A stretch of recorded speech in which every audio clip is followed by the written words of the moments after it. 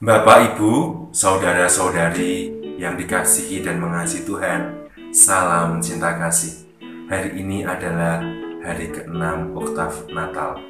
Bacaan Injil yang kita dengarkan diambil dari Injil Lukas bab 2 ayat 36 sampai 40. Marilah kita mempersiapkan hati kita untuk mendengarkan sabda Tuhan. Tuhan sertamu dan sertamu juga. Inilah Injil Yesus Kristus menurut Santo Lukas. Dimuliakanlah Tuhan. Lagi pula di situ ada Hana, seorang nabi perempuan, anak Fanuel dari suku Asyer. Ia sudah sangat lanjut umurnya. Sesudah kawin, ia hidup 7 tahun lamanya bersama suaminya. Dan sekarang ia janda dan berumur 84 tahun. Ia tidak pernah meninggalkan bait Allah dan siang malam beribadah dengan berpuasa dan berdoa. Dan pada ketika itu juga datanglah ia ke situ dan mengucap syukur kepada Allah dan berbicara tentang anak itu kepada semua orang yang menantikan kelepasan untuk Yerusalem. Dan setelah selesai semua yang harus dilakukan menurut hukum Tuhan, kembalilah mereka ke kota kediamannya, yaitu kota Nazaret di Galilea. Anak itu bertambah besar dan menjadi kuat, penuh hikmat, dan kasih karunia Allah ada padanya. Demikianlah Injil Tuhan. Terpujilah Kristus.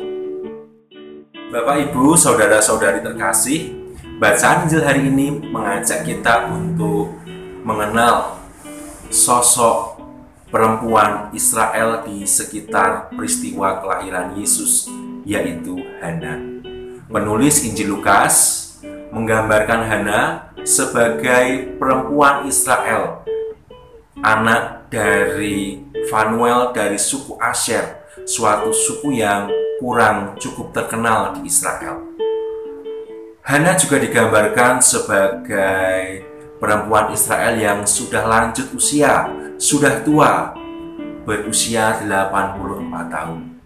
Hana juga digambarkan sebagai perempuan Israel yang pernah hidup berkeluarga selama 7 tahun dengan suaminya. Setelah suaminya meninggal, ia hidup menjanda.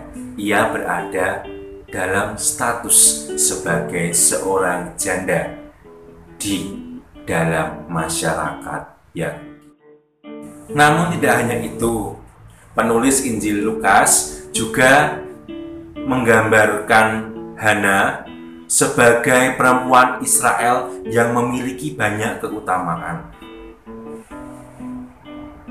Penulis Injil Lukas menggambarkan Hana sebagai seorang perempuan Israel yang tidak pernah meninggalkan bait Allah dan yang siang malam selalu beribadah kepada Allah dengan berpuasa dan berdoa. Itulah keutamaan-keutamaan yang dimiliki oleh Hana, perempuan Israel yang tidak pernah jauh dari Allah, selalu dekat Allah, dengan tinggal selalu di bait Allah, dengan selalu berpuasa dan berdoa, memuji dan memuliakan Allah siang dan malam. Sepanjang waktu, seluruh hidup dipersembahkan untuk selalu dekat dengan Allah. Namun tidak berhenti di situ. Yang luar biasa lagi, Hana digambarkan oleh penulis Injil Lukas sebagai nabi perempuan Israel. Seorang yang mewartakan, menjadi saksi tentang sabda kehidupan kepada orang-orang banyak. Dan yang diwartakan oleh Hana tidak hanya sabda sekarang, yang diwartakan adalah Yesus, anak Allah, Mesias, ia yang diurapi Tuhan, yang berada dalam asuhan keluarga kudus Yusuf dan Maria. Hana menjumpai anak tersebut, menjumpai Yesus di bait Allah. Ia mengucap syukur atas segala anugerah Allah dapat berjumpa dengan Yesus. Dan akhirnya karena perjumpaan dengan Yesus, ia bersaksi tentang Yesus kepada banyak orang bahwa Yesus adalah Mesias, ia yang diurapi oleh Tuhan, yang akan memberikan kelepasan kepada Yerusalem, kepada orang-orang Israel, kepada seluruh umat manusia yang telah terbelenggu dalam perbudakan dosa. Itulah yang luar biasa dari Hana.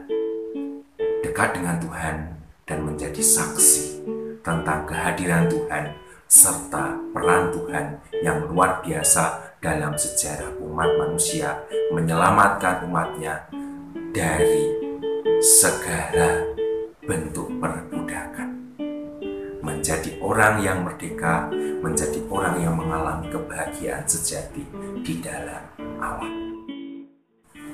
Bapak, Ibu, dan saudara-saudari yang diberkati oleh Tuhan, marilah kita meneladan Hana untuk selalu dekat dengan Allah dan menjadi saksi atas segala kasih dan kebaikan yang telah anugerahkan kepada kita.